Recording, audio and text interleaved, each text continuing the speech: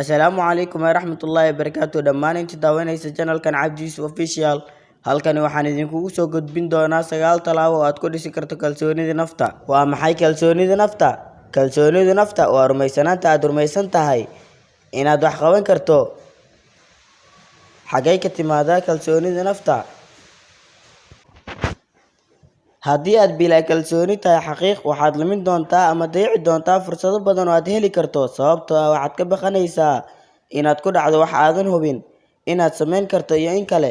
Haddii aynu ogaanay waxay kalsoonidu naftu tahay, halka ay kasoo jeedo iyo xaqiiqooyinka ku saabsan iyada, aan u gudubno 9 talaabo oo si cajiib ah aad ugu kordhin karto kalsoonida nafta. Si togan ula hadal naftaada. Haddii aad naftaada ugu sheekayso inaadan fiicnayn isla markaana aad hoos u dhigto oo aad liido, waxaa hubaala inaad yeelan doonto kalsooni aad u hooseysa oo aad aaminto hadalkaaga. Si aad kalsoonida nafta sare ugu qaado, ka fogow inaad naftaada kula hadasho hadallo taban, badanaa dhoola cadday, qosol, kuna hareerey naftaada dad faraxsan. Ha barbardhigin naftaada dadka kale. Dadka badankii waxay sameeyaan caado xun oo ah inay barbardhigaan naftooda dadka kale iyagoo ka eegaya dhinacyo badan, sida waxa ay haystaan, hantidooda, quruxdooda, farxadooda iyo nolol maalmeedka ay ku nool yihiin.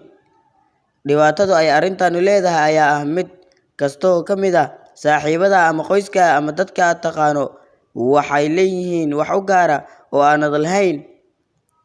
Haddii aad joogtayso inaad barbardhigto qof kasta oo aad la kulanto, waxaa qiimo tirmi doona naftaada, sababi kartana in kalsoonida nafta ay dhulka gasho. Haddaba si aad u joojiso barbardhigan xun, samee arrimahan. Qurxi muuqaalkaaga. Tani waxay u muuqataa wax iska cad, balse waxaa cajiiba meerashada, xiirashada iyo labiska fiicani ay saameeyaan kordhinta kalsoonida nafta iyo sawirka aad ka haysato naftaada. Samee ficil. Ficil la'aantu waxay kordhisaa shakiga iyo cabsida. Ficilkuna waxa uu kordhiyaa dhiiranaanta iyo kalsoonida.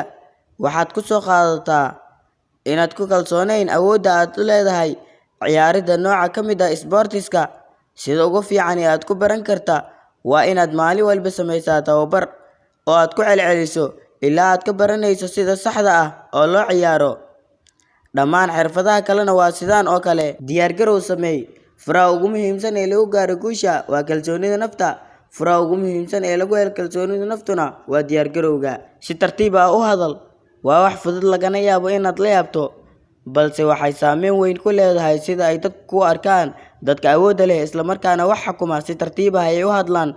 Tani waxay ku tusaysaa kalsooni. Qofka aaminsan inuusan u qalmin ila dhageysto hore ayuu hadalka u dedejiyaa, sababtoo ah iskuma kalsoona. Hor istaag muraayad adoo dhoola cadeynaya.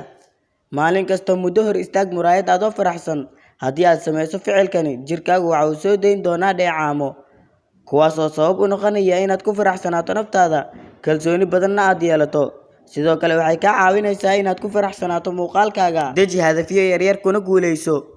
Dadku badanaa waxay dejiyaan hadafyo aan la gaadhi karin, marka ay ku fashilmaan way niyad jabaan. Xagga aad taas ka samayn lahayd, dejiso hadafyo yaryar oo aad gaadhi karto isla markaana ku guuleyso. Samee jimicsi joogto ah. Jimicsiga joogtada ah waxa uu xoojiyaa wadnahaaga iyo lafahaaga, waxa uu hoos u dhigaa cudurrada daba dheeraada, waxa uu koontaroolaa korodhka maskaxda, sidoo kale waxa uu hoos u dhigaa dareemada walaaca iyo murugada.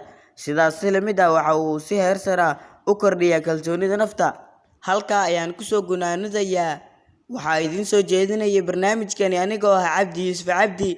Intaan ku kulmi doono barnaamijkani barnaamij lexena, sidaa iyo nabadgelyo. Assalaamu calaykum waraxmatullaahi wabarakaatuh.